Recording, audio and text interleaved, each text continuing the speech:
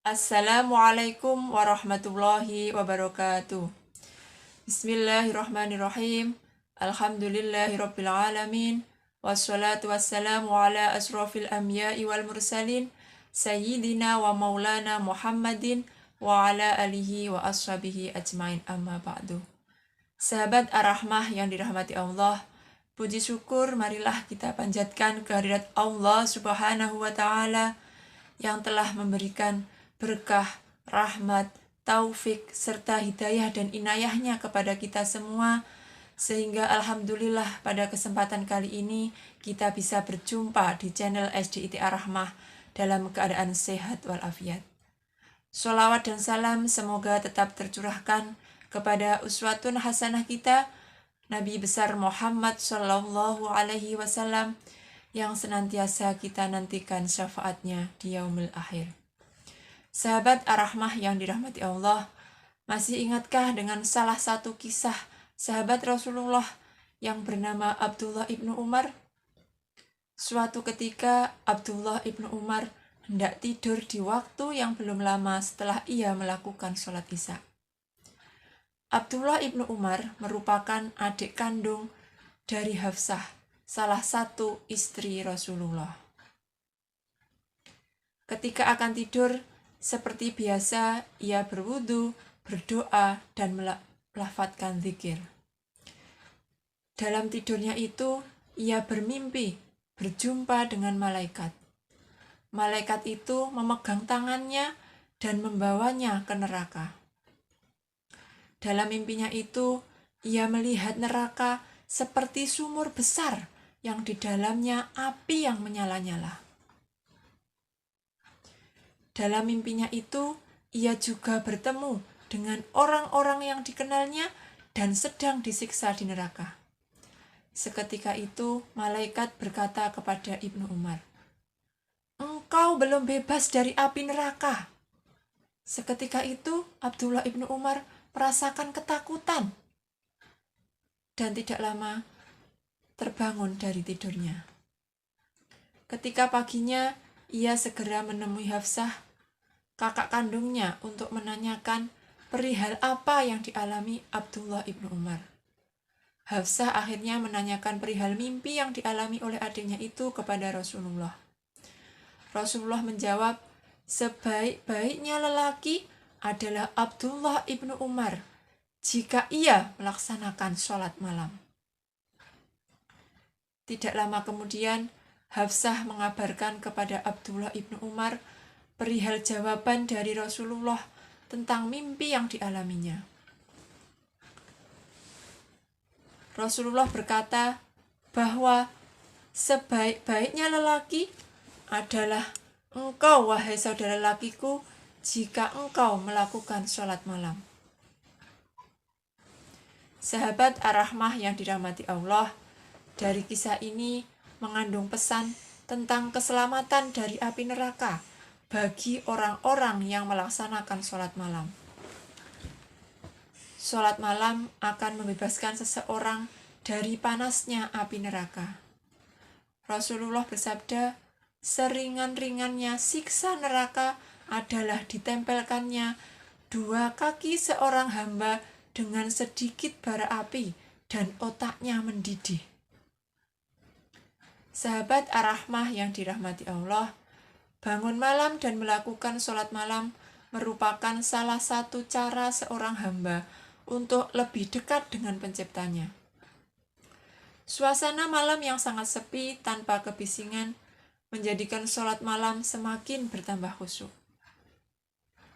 Waktu malam juga disebut waktu yang paling utama untuk mendekatkan diri dan bersimpuh kepada Sang Pencipta.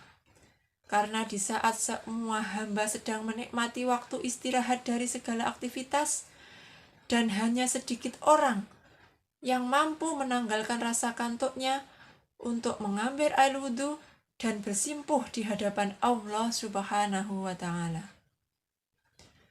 Sayangnya terkadang bagi beberapa orang, bangun malam untuk melakukan beribadah adalah suatu hal yang sangat berat untuk dikerjakan.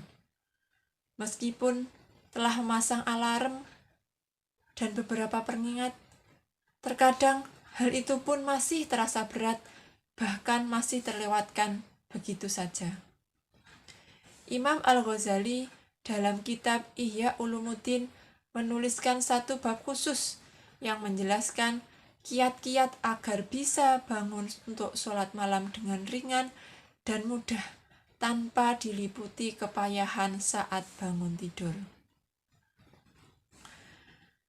Menurut Imam Al-Ghazali, ada 8 hal yang selayaknya harus dilakukan seseorang agar bisa bangun di malam hari untuk melaksanakan sholat malam. 8 hal tersebut dibagi menjadi 2 kategori, yakni 4 hal yang bersifat lahiriah dan 4 hal yang bersifat batiniah. 4 hal yang bersifat lahiriah yang harus dilaksanakan agar mudah untuk bangun sholat malam adalah: yang pertama, menghindari konsumsi makanan yang berlebihan. Menurut Imam Al-Ghazali, orang yang banyak makan akan banyak pula minumnya, serta akan banyak pula tidurnya. Hal inilah yang akan menjadikan seseorang susah untuk bangun sholat malam. Yang kedua, mengurangi aktivitas di siang hari yang dapat menimbulkan kecapean dan lelahnya tubuh serta urat saraf. Ketika tubuh terasa lelah dan capek, maka akan sulit untuk bangun sholat malam. Yang ketiga, tidak pernah meninggalkan khailullah atau tidur sebentar di siang hari. Karena selain sunnah, khailullah juga membantu kita agar lebih mudah untuk bangun sholat malam. Keempat, mengurangi perbuatan yang dapat menimbulkan dosa di siang hari. Menurut Imam Al-Ghazali yang mengutip pernyataan Hasan Basri bahwa dosa-dosa yang kita lakukan di siang hari sebenarnya mengikat jiwa kita agar tidak terbangun di malam hari. Selain itu, perbuatan dosa yang dilakukan pada siang hari menjadikan hati kita keras bagai batu dan membangun sekat antara diri kita dengan Allah Subhanahu wa Ta'ala. Selain 4 kiat lahiriah tersebut, Imam Al-Ghazali juga memberikan 4 kiat batiniah. 4 kiat batiniah tersebut adalah sebagai berikut. Yang pertama, menjauhkan diri dari sifat iri, dengki, dan hasud atas orang muslim yang lain, serta mengurangi rasa suka yang berlebihan terhadap kebendaan dan keduniawian. Sifat-sifat tersebut menjadikan kita susah dan berat untuk melaksanakan sholat malam. Yang kedua, menambah rasa takut atas azab dan siksaan Allah dalam diri kita. Hal ini merupakan salah satu kiat ampuh agar kita selalu mawas diri dan meminta ampun kepada Allah, khususnya di waktu malam. Ketika seseorang mengingat siksa neraka jahanam, maka hilanglah rasa kantuk orang-orang untuk melaksanakan ibadah. Yang ketiga, menambah pengetahuan kita tentang keutamaan sholat malam yang terdapat dalam Al-Quran dan hadis, sehingga bertambahlah harapan dan keinginan kita untuk meraih pahala dan ridho dari Allah Subhanahu wa Ta'ala. Yang keempat, memperkuat keimanan dan kecintaan kita kepada Allah. Ketika rasa cinta kepada Allah telah tertanam dalam hati kita, maka kerinduan dan harapan untuk selalu bertemu dengan Allah serta mengharap ridhonya adalah suatu hal yang selalu dirindukan dan dilakukan. Semoga kita bisa memulai dan istiqomah untuk melaksanakan sholat malam. Sahabat Ar-Rahmah yang dirahmati Allah, demikian yang dapat kami sampaikan. Semoga bisa bermanfaat bagi kita semuanya. Ada kurang lebihnya, saya mohon maaf yang sebesar-besarnya. Billahi taufiq wal hidayah, ihdinas siratal mustaqim. Wassalamualaikum warahmatullahi wabarakatuh.